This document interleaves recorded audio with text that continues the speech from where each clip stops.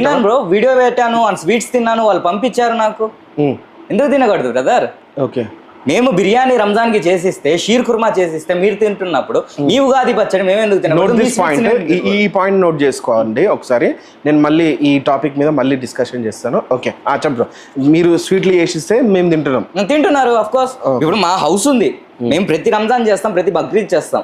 రంజాన్ కి బిర్యానీ వండుతాం, సేమియా వండుతాం, షీర్ కుర్మా ఇస్తాం. సో వెళ్ళి ఫస్ట్ మేము ముస్లిమ్స్కి వెళ్ళి. ముస్లిమా, సెక్యులరా, లేకపోతే ఏమని పిలవాలి? ఆమె ఇండియన్ బ్రో, ఆమె ఇండియన్.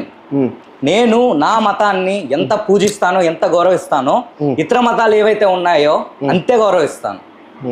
పూజ నా మతానికి చేసుకుంటాను, గౌరవం నా మతానికి ఎంత ఇస్తానో ఇతర మతాలకు కూడా అంతే ఇస్తాను.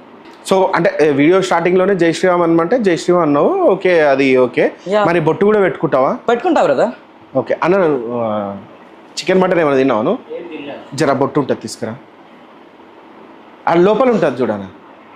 మళ్ళీ మీ పేరెంట్స్ కనుక, మీ అన్నదమ్ములు కనుక, మావాడు బొట్టు పెట్టుకుండు, మావానికి పెళ్ళి అయితే లేదు, పిల్లని ఓడిస్తే